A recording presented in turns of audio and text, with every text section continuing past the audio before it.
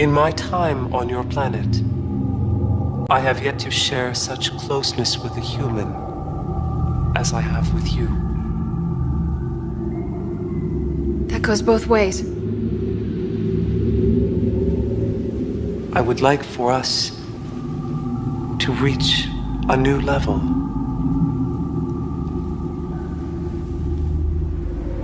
How? We Talons have the ability to direct all of our energy to a certain part of our body. Everything that defines us is included in that energy. Your feelings? Your emotions? Yes.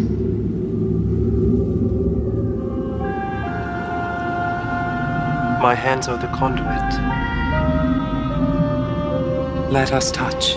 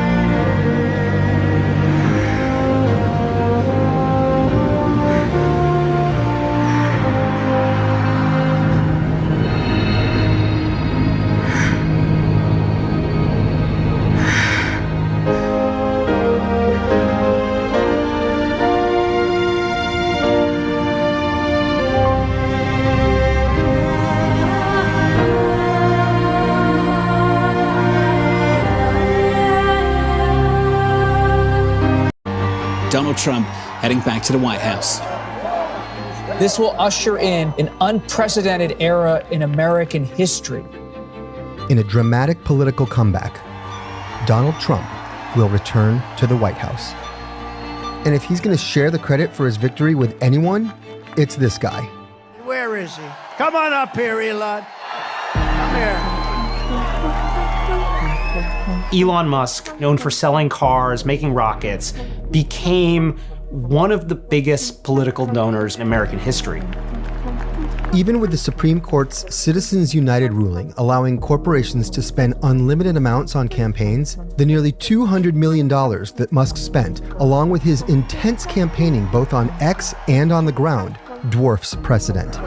A star is born, Elon. And he's already reaping the rewards. Immediately after Trump's victory, Tesla shares went through the roof. In a single day after the election, his net worth goes up, by like 26 billion. And that's just the beginning. Trump is in a position to make him even richer. Musk is like the de facto vice president, and he is going to have a role kind of reshaping the contours of the federal government going forward. There's a word for guys like this. Elon Musk is an oligarch.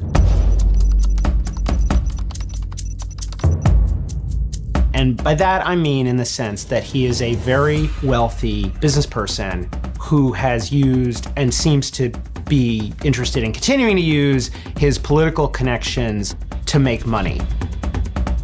Imagine Taylor Swift, Warren Buffett, Rupert Murdoch, all rolled into one. That's Elon Musk. So what does Elon Musk want from this newfound power? Musk wants a lot of things from Donald Trump.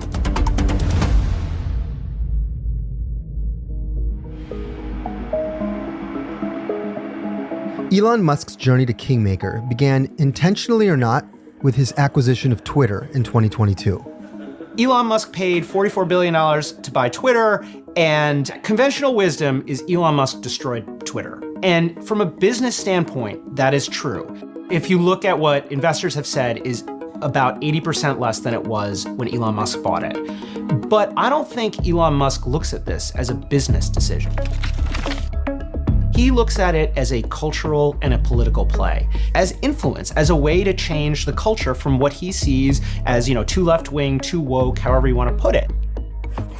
it is now basically the center from which a lot of right-wing culture and political advocacy is originating. One of Musk's very first actions at Twitter, before even rebranding it as X, was to reinstate Donald Trump's account, which had been suspended in 2021 following the January 6th insurrection. His return to Twitter was marked by this notorious post. He saved free speech. Even though Trump's own platform, Truth Social, is in competition with Twitter, Musk's reach exposed Trump to a whole new audience. Musk kind of opened the door for a lot of people who maybe would never have looked at Trump or considered voting for Trump to take a look at him. Like the young men who follow Elon and think that Elon is great, now see Trump in a different light. And he has given Trump like a gravitas that maybe he didn't have before. It's one thing to have Hulk Hogan speaking at Madison Square Garden for you. It's another to have arguably like the most successful capitalist in a generation speak. The future is gonna be amazing! This is like a mutually beneficial business arrangement, right? Trump got money and got elected. Musk gets sway over the federal government. This mutually beneficial arrangement includes a new role for Musk that raises a whole host of potential conflicts. At the Madison Square Garden rally, Howard Lutnick introduced Musk as the co-chair of the Department of Government Efficiency. We set up Doge. Yes. I think the funniest name is DOGE, the Doge, Department of Government Efficiency. Musk wants the federal government to mostly get out of his way. Tesla is a electric car company, and it very much would like the federal government to approve its business in robotaxis, driverless cars. Elon Musk runs Neuralink, which sells brain implants. Elon Musk would very much like the federal government to legalize that. And you could kind of go on and on.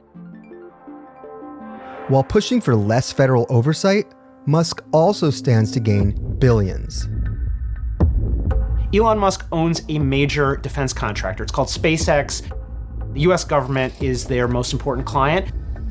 SpaceX has already gotten billions of dollars worth of contracts between 2009 and 2024, but this could pale in comparison to future contracts under the Trump-Musk alliance. He would like as many more contracts as possible and would like a president who would say, create a new Mars program and hire him to send the rockets up. Starlink is SpaceX's network of space-based satellites. They are operating in roughly 100 countries around the world. They have applied for, FCC licenses to kind of expand to rural areas. So that satellite business would very much like some of its own defense contracts as well as subsidies for regular people to buy internet from it. It's highly unusual for the CEO of so many companies to play such a strong role in an incoming administration where he will have sway over the agencies that the government regulates. Ideally, he would recuse himself or he would not be involved in those agencies. But this is Trump 2.0. Like the sort of old rules of conflicts of interest may be out the window here. He's a great business guy, and he's a great cost cutter. You've seen that. Elon Musk just sort of like laid off 80% of Twitter's workforce, basically by waving his hand back in 2022. He cut around 20% of Tesla earlier this year, just kind of spur of the moment. So if I were a federal worker, a civil servant, or maybe running a union that represents federal workers, I would be very worried. He's going to go through every agency, the Securities and Exchange Commission, the Department of Justice, NHTSA, the FAA, but I think that everything is on the table. Musk has proposed cutting up to $2 trillion from the federal budget. $2 trillion is a huge amount of money that really hits at entitlement programs like Social Security and Medicare and Medicaid and veterans benefits. That's going to bring real pain. Even with a friendly Congress, however, it's unlikely that members would approve such major entitlement cuts, given the political risks. And perhaps the most alarming conflict of Musk's cost-cutting role is his potential ability to halt unfavorable investigations into his business dealings. Right now, there are between a half dozen and a dozen different investigations into Elon Musk's companies. I can't comment, because it's legal stuff. But I'm curious what you guys think. It's not like he can just order those investigations closed, but if he is in a position to control the federal budget, what better way to deal with an investigation than to just defund the agency that is supposed to be doing that investigation? There's one thing we learned from the last Trump presidency, which is that it doesn't really matter what your job is in the Trump White House. What matters is who is talking to Trump on a regular basis. And right now, that is Elon Musk. Musk and Trump are very similar men in that they both love to be the main character. They don't like to share the limelight.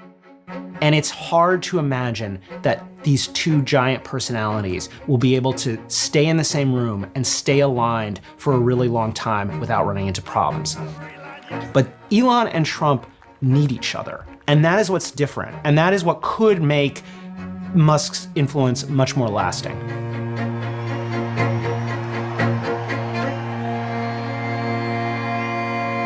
Now what? Come! So all. I'm honored. Please rise. I am not a deity. You're more than that. You're pure energy. While I'm trapped in this embarrassing lump of flesh, a mind enslaved by its own body. We are not so unalike. Talons take nourishment. We require rest. And once, we reproduced much as you do. I didn't know. What a gift. To be past the urges of biology. I am not convinced of that. There is strength in passion. There was great power in Talon. Your word would be fertility. What is the Talon word? Katha. But we have evolved past it. You're lucky. I am anything but.